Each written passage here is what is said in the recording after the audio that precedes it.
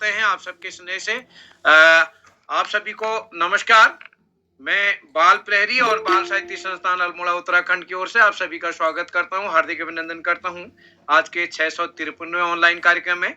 और आज जैसा कि हम सबके संज्ञान में है, सामान्य ज्ञान कार्यशाला होनी है और इस कार्यशाला के मुख्य अतिथि हमारे बीच हैं श्रीमती भावना मेहरा रौतेला जी, जो कि राजकीय इंटर कॉलेज द्वाराहाट अल्मोड़ा से हैं। मैं आपका स्वागत करता हूं, हार्दिक अभिनंदन करता हूं। आपका स्नेह इस पटल को मिलता रहा है, आप कई बार जुड़ती हैं, तो मैं मुख्य अतिथि बतौर आपका स्वागत करता हूं और स्वागत करता हूं आज के अपने विशिष्ट अतिथि। अब मैं बड़े आदर के साथ हमारी आज की मुख्य अतिथि आदरणीय श्रीमती भावना मेहरा रौतेला जी, राजकीय इंटर कॉलेज द्वाराहाट अल्मोड़ा से, मैम आपको आमंत्रित करती हूँ इन दो पंक्तियों के साथ। मुख्य अतिथि ऐसे कहाँ सबको है उपलब्ध, मुख्य अतिथि ऐसी कहाँ है सबको उपलब्ध। मुदित हुई सारी फिजा, बदल गया प्रारब्ध। मैं आपका बहुत बहुत स्वागत है। बहुत बहुत धन्यवाद प्रिय हर्मिका। सर्वप्रथम विद्या की देवी माँ शारदे को मेरा शत नमन। पटल पर उपस्थित आदरणीय आकाश सारस्वत सर, वरिष्ठ साहित्यकार, पूर्व आयकर आयुक्त अहमदाबाद श्रद्धेय श्री श्याम पलट पांडे सर, जिला शिक्षा एवं प्रशिक्षण संस्थान मध्य प्रदेश खंडवा से डॉक्टर अशोक कुमार नेगी सर, मुझे आज के कार्यक्रम में मुख्य अतिथि बनने का सौभाग्य प्रदान करने वाले बाल चिंतक आदरणीय उदय किरोला सर, आज की सामान्य ज्ञान कार्यशाला की विशिष्ट अतिथि कुमारी यशस्वी, अध्यक्षता कर रही कुमारी गायत्री और कार्यक्रम का बहुत ही बेहतरीन और आकर्षक ढंग से संचालन कर रही प्रिय हर्मिका, पटल पर उपस्थित विद्वान शिक्षक, विदुषी शिक्षिकाएं, पूजनीय अभिभावक एवं प्यारे बच्चों, आप सभी को मेरा सादर प्रणाम। प्रिय बच्चों, आज के समय में आप सभी के ऊपर पढ़ाई लिखाई का भार इतना अधिक है कि आप अपने पाठ्यक्रम से इतर कुछ और पढ़ने के लिए सोच ही नहीं पाते, या फिर यूं कहें कि वक्त ही नहीं निकाल पाते। लेकिन आपके अपने आसपास की सामान्य जानकारी का होना बहुत आवश्यक है। वर्तमान परिप्रेक्ष्य में आपको केवल किताबी ज्ञान ही अर्जित नहीं करना है, बल्कि अपने आंख, नाक, कान खुले रखकर अपने आसपास होने वाली हर एक घटना के विषय में समझ भी बनानी है। इस प्रकार की सामान्य ज्ञान कार्यशालाओं का निरंतर आयोजन बाल प्रहरी संस्थान द्वारा किया जा रहा है, जो कि आप सभी के सर्वांगीण विकास के लिए और ज्ञानवर्धन के लिए अति उपयोगी सिद्ध हो रहा है। मैं देख रही हूँ कि बच्चों के द्वारा काफी रोचक और नए नए प्रश्न पूछे जा रहे हैं। आप सभी बच्चों को मैं सलाह दूंगी कि जब भी इस प्रकार की कार्यशालाएं आयोजित होती हैं, तो आप अपने साथ कॉपी और पेन लेकर भी बैठा करें, और जो भी प्रश्न आपको कुछ नया लग रहा है या जिन प्रश्नों को आप नहीं जानते हैं, उन प्रश्नों को आप उत्तर सहित नोट कर लीजिए, और कुछ समय बाद आप ये पाएंगे कि आपके ज्ञान का जो खजाना है वो धीरे धीरे बढ़ता ही जा रहा है। प्रिय बच्चों, हम अपने दैनिक क्रियाकलापों से भी सामान्य ज्ञान में वृद्धि कर सकते हैं। जैसे कि आप रोज घर से अपने विद्यालय की ओर जाते हैं, तो रास्ते में आप बहुत अलग अलग प्रकार की प्राकृतिक वनस्पतियां देखते होंगे। जैसे कि रास्ते में आपको चीड़, बांज या बुरास, अलग अलग प्रकार के पेड़ दिखाई देते होंगे। तो आप अपने शिक्षक से या फिर अपने अभिभावकों से ये प्रश्न पूछ सकते हैं कि बांज का पेड़ पर्यावरण के लिए किस प्रकार लाभदायक है, या फिर चीड़ का जो वृक्ष है उसके क्या क्या उपयोग हो सकते हैं। आपको बस छोटी छोटी बातों के लिए जिज्ञासु बनना है। ये आपका चिंतन, मनन और तर्क शक्ति में निश्चित रूप से वृद्धि करेगा। इसके अतिरिक्त सभी अभिभावकों की भी जिम्मेदारी है कि हम अपने बच्चों के हाथों में किताबें दें। इसी बात से जुड़ी हुई मुझे एक छोटी सी कहानी याद आती है कि एक बार एक महिला अपने बच्चे के साथ ट्रेन में यात्रा कर रही थी, और वो छोटा बच्चा पुस्तक पढ़ रहा था। इतने में एक सहयात्री ने आश्चर्यचकित होकर पूछा कि आजकल जहाँ सभी बच्चों के हाथों में मोबाइल दिखाई देता है, तो इस बच्चे के हाथ में ये पुस्तक कैसे है।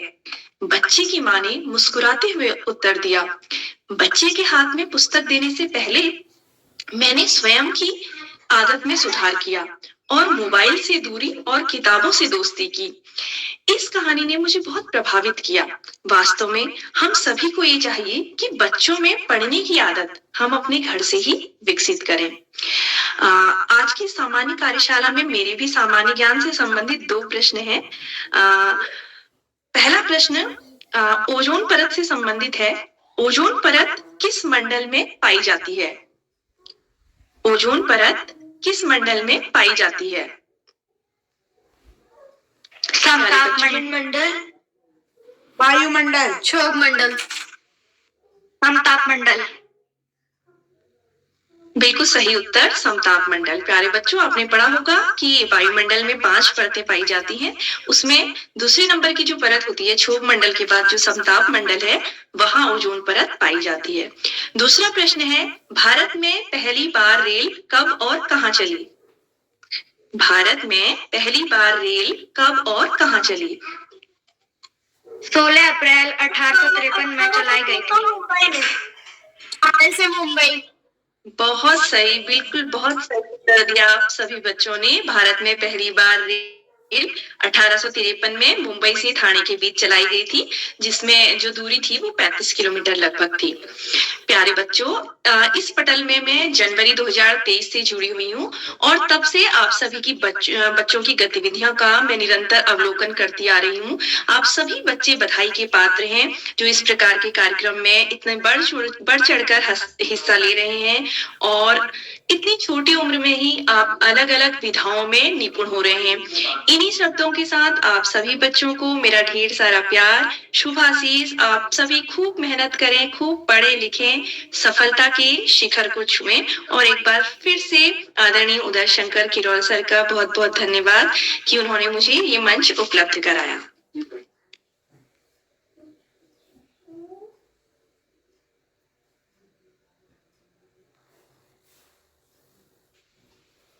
अब मैं मंच सौंपती हूँ प्रिय हर्मिका को। जी मैम, आपका बहुत बहुत आभार। आपने हमारा मार्गदर्शन किया, आपने हमसे सामान्य ज्ञान के प्रश्न भी पूछे और आपने हमें कहानी भी सुनाई। तो मैम, आपका बहुत बहुत आभार। आज की हमारी मुख्य अतिथि श्रीमती भावना मेहरा रौतेला जी हैं, जो राजकीय इंटर कॉलेज द्वारा हाट अल्मोड़ा से। और आपने अपने वक्तव्य में, सुंदर वक्तव्य में बताया कि आजकल बच्चों पे पढ़ाई का भार बहुत अधिक है, लेकिन जो हमारे आसपास की चीजें हैं, अगर उनको हम देखें, उनके बारे में जाने, उनको पढ़ें। जैसे हम घर से स्कूल जा रहे हैं, पैदल जा रहे हैं, तो कौन कौन से पेड़ पड़ते हैं, चीड़, बुरांस, देवदार, कौन कौन से पेड़ पड़ते हैं, इनके बारे में जानकारी इकट्ठा करें। ऐसे जो जानवर मिलते हैं उनके बारे में जानकारी इकट्ठा करें। जो घास दिखाई देती है वनस्पति, उसके बारे में जानकारी इकट्ठा करें, तो हमारे ज्ञान में निश्चित रूप से वृद्धि होगी। अपने अध्यापिका से पूछ सकते हैं और घर में पूछ सकते हैं। उन्होंने बच्चों की प्रस्तुतियों की भूरि प्रशंसा की और आदरणीय मुख्य अतिथि महोदय ने कहा कि हमें पेन और पेपर लेकर बैठना चाहिए। जो चीजें हम नहीं जानते उनको नोट कर लें और हमारे जो बच्चे हैं वो अपने माता पिता जैसा व्यवहार करते हैं उसी हिसाब से चलते हैं। अगर पिता माता के हाथ में पुस्तक है, पुस्तक पढ़ते हैं, तो बच्चे भी पुस्तक पढ़ेंगे। अगर वो दिन भर मोबाइल से चिपके रहते हैं और स्वयं मोबाइल चलाते रहे तो बच्चा क्यों पुस्तक की तरफ जाएगा। तो माता पे बहुत बड़ी जिम्मेदारी आ जाती है, माता पिता और शिक्षक पे, कि बच्चे के हाथ में पुस्तक दे, उसको पढ़ने के लिए प्रेरित करे और स्वयं उदाहरण बन जाए। मैं आदरणीय मुख्य अतिथि महोदया के प्रति बहुत बहुत हार्दिक आभार व्यक्त करता हूँ। उन्होंने अपने बहुमूल्य समय से समय दिया और अपना रोचक वक्तव्य दिया। बहुत बहुत हार्दिक आभार आदरणीय मित्रों। इन कार्यक्रमों से शिक्षा भाग में उपनिदेशक को मैं आज के मुख्य अतिथि भावना जी, आप कुछ और जोड़ना चाहेंगी? भावना मेहरा जी, आप कुछ और जोड़ना चाहेंगी? जी सर, सभी बच्चों को शुभकामनाएं हैं। इसी तरह निरंतर प्रगति करते रहिए, पढ़ते लिखते रहिए, खूब उन्नति कीजिए। बहुत सारा शुभाशीष आप सभी को। बहुत बहुत धन्यवाद सर। जी, तो चलिए